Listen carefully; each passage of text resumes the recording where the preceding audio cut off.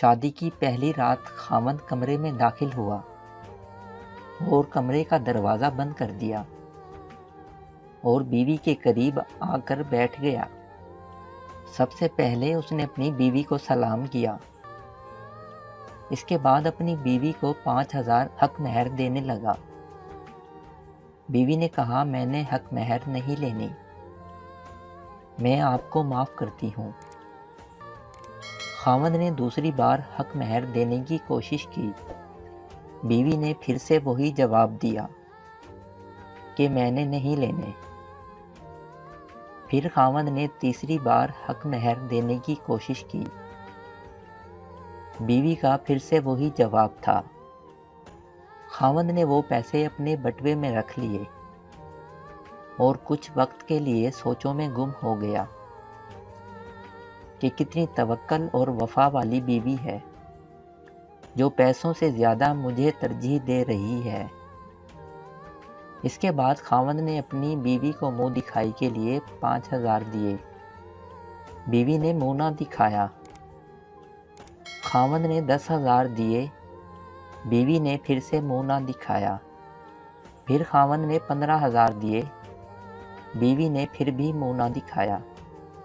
پھر خاوند نے 30، 40، حتیٰ کہ 50,000 تک دیے۔ اس کی بیوی کا وہی جواب تھا کہ اس نے نہیں لینے اور اس نے اپنا منہ نہ دکھایا۔ پھر خاوند نے تنگ آ کر اپنا پورا بٹوا اپنی بیوی کے حوالے کر دیا۔ اس کے اندر 1,00,000 روپے تھے۔ بیوی نے پھر بھی منہ نہ دکھایا۔ خاوند نے بیوی سے کہا کہ آپ کو اور کیا چاہیے؟ بیوی نے کہا، بس صرف ایک وعدہ۔ خاوند نے کہا، ہاں، کون سا وعدہ؟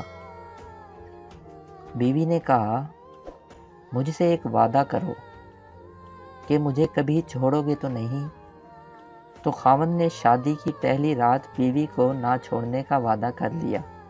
یہ لڑکی کوئی عام لڑکی نہیں تھی، بلکہ ایک اعلیٰ تعلیم یافتہ لڑکی تھی، اور اس کے والدین نے داماد سے ضمانت کے طور پر 5,00,000 یا 10,00,000 بھی نہیں لکھوایا تھا۔